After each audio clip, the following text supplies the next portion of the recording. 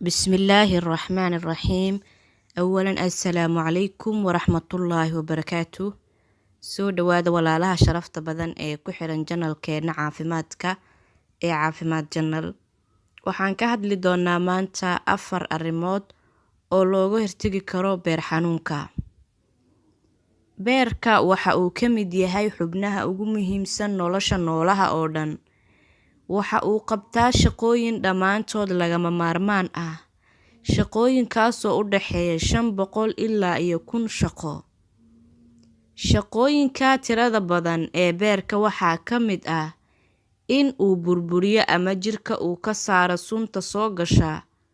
Waxa uu kaalin mug leh ama kaalin weyn ka qaataa shaqada habdhiska difaaca, gaar ahaan shiidista maadooyinka carbohydrateska ah, borotiinada iyo dufanka. Sidoo kale, dufanka dheeraadka ah ayaa uu jirka ka saaraa.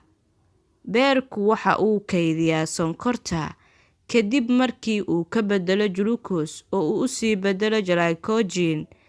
Markii ay sonkorta ku yaraato dhiigga, ayuu mar kale intuu u bedelo glucose ku soo celiyaa.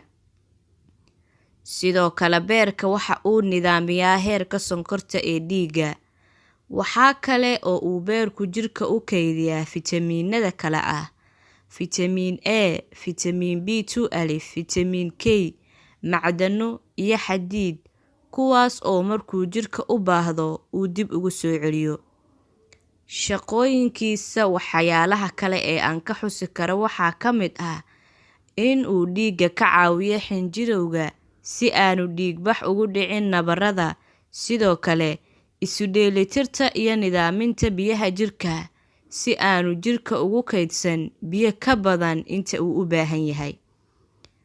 Haddaba, xanuunada ku dhaca beerka oo ah noocyo aad u kala duwan ayaa waqtiyadii u dambeeyay ku soo badanayay dhulkeena.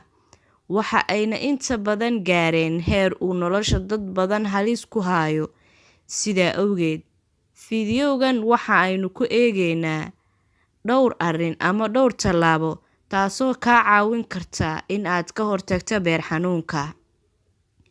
Qodobka koowaad waa cuntooyinka. Cuntooyinka aad cunaysaa ha noqdaan kuwo aan caafimaadka dhaawacaynin, oo tusaale ahaan aanay ku jirin dufan, isla markaana ay ku badan yihiin fitamiinada iyo macdanada jirka uu u baahan yahay. Waxaana ugu fiican khudradda, gaar ahaan khudradda cagaaran.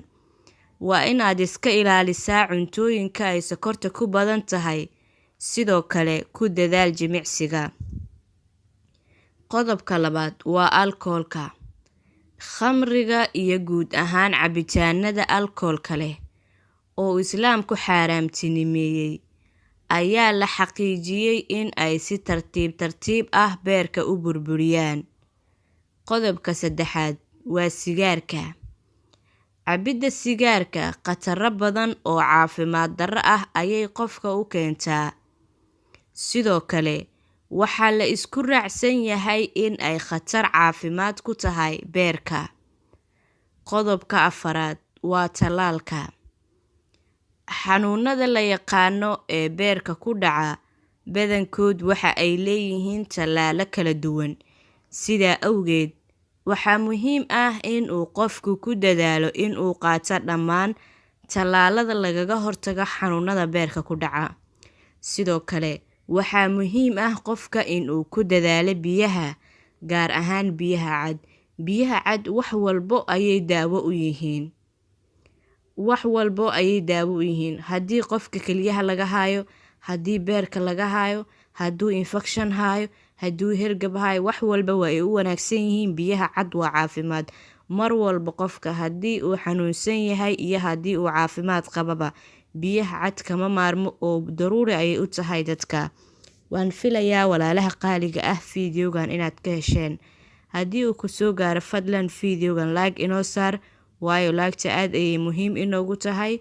Sidoo kale, asxaabtaada u sheer garay ha ka faa'iidaystaan iyagana. Haddii aad nagu cusub tahayna, fadlan ha iloobin janalka inaad ku soo biirto. Subscribe saaro, gambaleelkana furo si ay kuu soo gaaraan muuqaaladeena xiga. haddii aad horey noola joogtayna waad mahadsan tahay. Wassalaamu calaykum.